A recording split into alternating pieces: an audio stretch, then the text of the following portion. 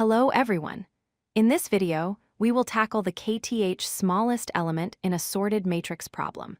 This is a classic interview question that tests your understanding of binary search in unconventional scenarios. Here is the problem. You are given an n by n matrix. The special property of this matrix is that each row is sorted in ascending order, and each column is also sorted in ascending order. Your task is to find the Kth smallest number in this entire matrix. Let's look at an example. Consider this 3 by 3 matrix.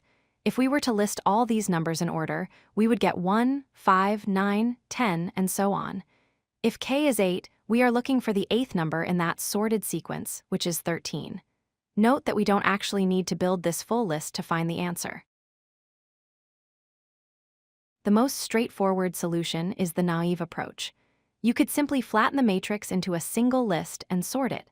However, sorting takes n squared log n squared time and requires storing all elements, which uses n squared space.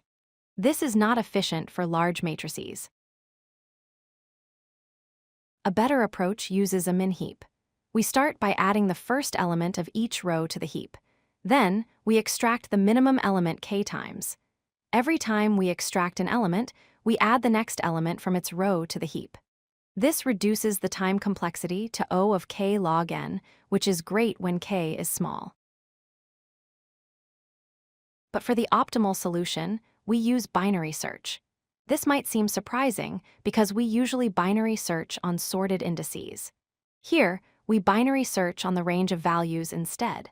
The answer must lie somewhere between the minimum value in the matrix and the maximum value. Here is the logic.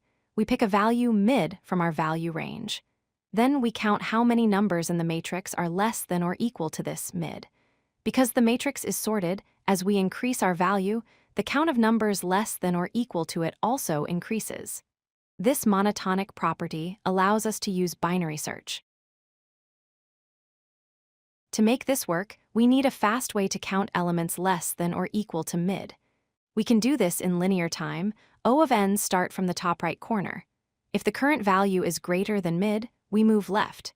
If it's less than or equal to mid, we count that entire column and move down. So the full algorithm flows like this. Initialize low and high with the matrix min and max. Calculate mid. Count how many elements are less than or equal to mid. If the count is less than k, our answer must be larger, so we move low up. Otherwise, we move high down. We repeat this until low equals high. The time complexity is O of n times the log of the range, where range is the difference between the max and min values. The space complexity is constant, O of 1, because we aren't storing any extra structures like a heap or a sorted list.